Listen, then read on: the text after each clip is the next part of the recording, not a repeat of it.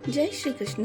प्रिय भक्तजनों, आप सभी को श्री कृष्ण जन्माष्टमी की हार्दिक शुभकामनाएं। प्रिय भक्तजनों, आपका स्वागत है आपके अपने YouTube चैनल पर। आज हम महादेव के द्वारा कही गई जन्माष्टमी की कथा का वृत्तांत सुनेंगे। प्रिय भक्तजनों, कृष्ण जन्माष्टमी का यह त्योहार आपके जीवन में बहुत सारी खुशियाँ लेकर आए, यही मेरी कामना है। चलिए भगवान भोलेनाथ का नाम लेकर कथा की शुरुआत करते हैं। प्रेम से बोलिए भगवान भोलेनाथ की जय। माता पार्वती की जय। श्रावण माह महात्म्य 23वां अध्याय। कृष्ण जन्माष्टमी व्रत का वर्णन। ईश्वर बोले, हे सनत कुमार, श्रावण मास में कृष्ण पक्ष की अष्टमी को वृष के चंद्रमा में अर्धरात्रि में इस प्रकार के शुभ योग में देवकी ने वासुदेव से श्री कृष्ण को जन्म दिया। भारत के पश्चिमी प्रदेशों में युगादि तिथि के अनुसार मास का नामकरण होता है। अतः श्रावण मास कृष्ण अष्टमी को भाद्रपद अष्टमी समझना चाहिए। सूर्य के सिंह राशि में प्रवेश करने पर इस श्रेष्ठ महोत्सव को करना चाहिए। सप्तमी के दिन अल्प आहार करें। इस दिन दंत धावन करके उपवास के नियम का पालन करें और जितेंद्रिय होकर रात में शयन करें। जो मनुष्य केवल उपवास के द्वारा कृष्ण जन्माष्टमी का दिन व्यतीत करता है, वह 7 जन्मों के लिए पापों से मुक्त हो जाता है। इसमें संदेह नहीं है। पापों से मुक्त होकर गुणों के साथ जो वास होता है, उसी को सभी भोगों से रहित उपवास जानना चाहिए। अष्टमी के दिन नदी आदि के निर्मल जल में तिलों से स्नान करके किसी उत्तम स्थान में देवकी का सुंदर सूती का ग्रह बनाना चाहिए, जो अनेक वर्ण के वस्त्रों, कलशों, फलों, पुष्पों तथा दीपों से सुशोभित हो और चंदन तथा अगरू से सुवासित हो। उसमें हरिवंश पुराण के अनुसार गोकुल लीला की रचना करें और उसे बाजों की ध्वनि तथा नृत्य गीत आदि मंगलों से सदा युक्त रखें। उस ग्रह के मध्य में षष्ठी देवी की प्रतिमा सहित स्वर्ण, चांदी, ताम्र, पीतल, मिट्टी, काष्ठ अथवा मणि की अनेक रंगों से लिखी हुई कृष्ण की प्रतिमा स्थापित करें। वहां 8 शल्य वाले पर्यक अर्थात पलंग के ऊपर सभी शुभ लक्षणों से संपन्न प्रसूतावस्था वाली देवकी की मूर्ति रखकर उन सबको एक मंच पर स्थापित करें और उस पर्यक में स्तनपान कराते हुए सुप्त बाल रूप श्री कृष्ण को भी स्थापित करें। उस सूती काग्र में एक स्थान पर कन्या को जन्म दी हुई यशोदा को भी कृष्ण के समीप लिखें तथा साथ ही साथ हाथ जोड़े हुए देवताओं, यक्षों, विद्याधरों तथा अन्य देव योनियों को भी लिखें और वहीं पर खड्ग तथा ढाल धारण करके खड़े हुए वासुदेव को भी लिखें। इस प्रकार कश्यप के रूप में अवतीर्ण वासुदेव जी, अदिति स्वरूपा देवकी, शेषनाग के अवतार बलराम, अदिति के ही अंश के प्रादुर्भूत यशोदा, दक्ष प्रजापति के अवतार नंद, ब्रह्मा के अवतार गर्गाचार्य, सभी अप्सराओं के रूप में प्रकट गोपिका वृंदन, देवताओं के रूप में जन्म लेने वाले गोपगण, काल नेमी स्वरूप कंस, उस कंस के द्वारा वज्र में भेजे गए वृषासुर, वत्सासुर, कवल्यापीड़, केशी आदि असुर, हाथों में शस्त्र लिए हुए दानव तथा यमुना दह में स्थित कालिया नाग, इन सबको वहां चित्रित करना चाहिए।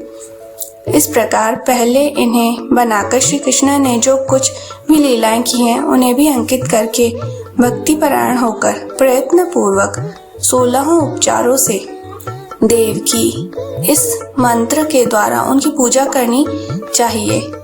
वेणु तथा वीणा की ध्वनि के द्वारा गान करते हुए प्रधान किन्नरों से निरंतर जिनकी स्तुति की जाती है, हाथों में भृंगारी, दर्पण, दुर्वा, दधी, कलश लिए हुए किन्नर जिनकी सेवा कर रहे हैं, जो शैया के ऊपर सुंदर आसन पर भली भांति विराजमान हैं, जो अत्यंत प्रसन्न मुखमंडल वाली हैं तथा पुत्र से शोभायमान हैं, देवताओं की माता तथा विजय सुता देवी देवकी अपने पति वासुदेव सहित सुशोभित हो रही हैं।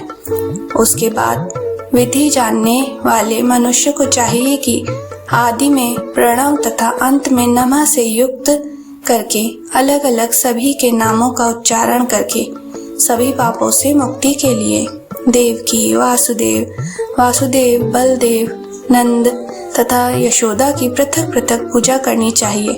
उसके बाद चंद्रमा के उदय होने पर श्री हरि का स्मरण करते हुए चंद्रमा को अर्घ्य प्रदान करें। इस प्रकार कहना चाहिए, हे क्षीर सागर से प्रदुर्भूत, हे अत्रि गोत्र में उत्पन्न, आपको नमस्कार है। हे रोहिणी कांत, मेरे इस अर्घ्य को आप स्वीकार कीजिए। देवकी के साथ वासुदेव, नंद के साथ यशोदा, रोहिणी के साथ चंद्रमा और श्री कृष्ण के साथ बलराम की विधिवत पूजा करके मनुष्य कौन सी परम दुर्लभ वस्तु को नहीं प्राप्त कर सकता है। कृष्णाष्टमी का व्रत 1 करोड़ एकादशी व्रत के समान होता है। इस प्रकार से उस रात पूजन करके प्रातः नवमी तिथि को भगवती का जन्म महोत्सव वैसे ही मनाना चाहिए जैसे श्री कृष्ण का हुआ था। उसके बाद भक्ति पूर्वक ब्राह्मणों को भोजन कराना चाहिए और उन्हें जो जो अभिष्ट हो गौ, धन आदि प्रदान करना चाहिए। उस समय यह कहना चाहिए, श्री कृष्ण मेरे ऊपर प्रसन्न हो, गौ तथा ब्राह्मण का हित करने वाले आप वासुदेव को नमस्कार है, शांति हो, कल्याण हो, ऐसा कहकर उनका विसर्जन कर देना चाहिए। उसके बाद मौन होकर बंधु बांधवों के साथ भोजन करना चाहिए। इस प्रकार जो प्रत्येक वर्ष विधान पूर्वक कृष्ण तथा भगवती का जन्म महोत्सव मनाता है, वह यथोक्त फल प्राप्त करता है। उसे पुत्र, संतान, आरोग्य तथा अतुल्य सौभाग्य प्राप्त होता है। वह इस लोक में धार्मिक बुद्धि वाला होकर मृत्यु के बाद वैकुंठ लोक को जाता है। हे सनत कुमार, अब इसके उद्यापन का वर्णन करूंगा। इसे किसी पुण्य दिन में विधि पूर्वक करें।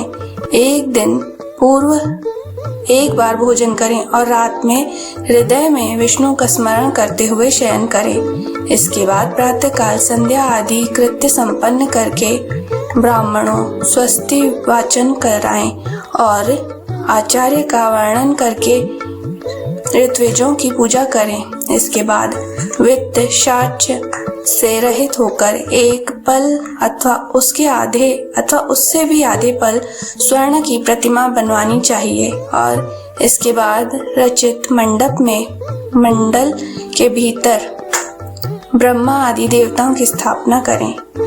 इसके बाद वहां तांबे अथवा मिट्टी का एक घट स्थापित करें और उसके ऊपर चांदी या बांस का एक पात्र रखें।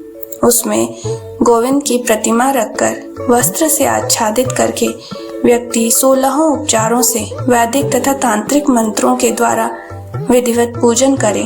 इसके बाद शंख में पुष्प, फल, चंदन तथा नारिकेल फल सहित शुद्ध जल लेकर पृथ्वी पर घुटने टेक कर यह कहते हुए देवकी सहित भगवान श्री कृष्ण को अर्घ्य प्रदान करे।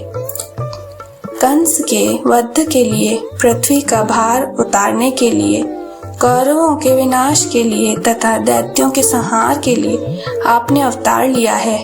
हे हरे, मेरे द्वारा प्रदत्त इस अर्घ्य को आप देवकी सहित ग्रहण करें।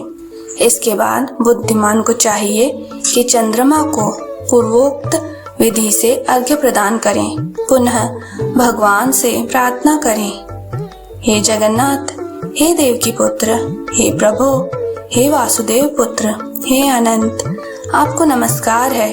भवसागर से मेरी रक्षा कीजिए। इस प्रकार देवेश्वर से प्रार्थना करके रात्रि में जागरण करना चाहिए। पुनः प्रातःकाल शुद्ध जल में स्नान करके जनार्दन का पूजन खीर तिल घृत से मूल मंत्र के द्वारा भक्ति पूर्वक 108 आहुति देकर पुरुषोक्त सूक्त से हवन करें और पुनः इंद्र विष्णुवर्ती चक्र में इस मंत्र से केवल घृत की आहुतियां देनी चाहिए। पुनः पूर्णाहुति देकर तथा होम शेष संपन्न करने के अनंतर आभूषण तथा वस्त्र आदि से आचार्य की पूजा करनी चाहिए। इसके बाद व्रत की संपूर्णता के लिए दूध देने वाली सरल स्वभाव वाली बछड़े से युक्त उत्तम लक्षणों से संपन्न सोने की सींग चांदी के खुर कांस्य की दोहनी मोती की पूंछ ताम्र की पीठ तथा सोने के घंटे से अलंकृत की हुई एक कपिला गौ को वस्त्र से आच्छादित करके दक्षिणा सहित दान करना चाहिए। इस प्रकार दान करने से व्रत संपूर्णता को प्राप्त होता है। कपिला गौ के अभाव में अन्य गौ भी दी जा सकती है। इसके बाद ऋत्विजों को यथा योग्य दक्षिणा प्रदान करें। इसके बाद 8 ब्राह्मणों को भोजन कराएं और उन्हें भी दक्षिणा दें। पुनः सावधान होकर जल से परिपूर्ण कलश ब्राह्मणों को प्रदान करें और उनसे आज्ञा लेकर अपने बंधु बांधवों के साथ भोजन करें।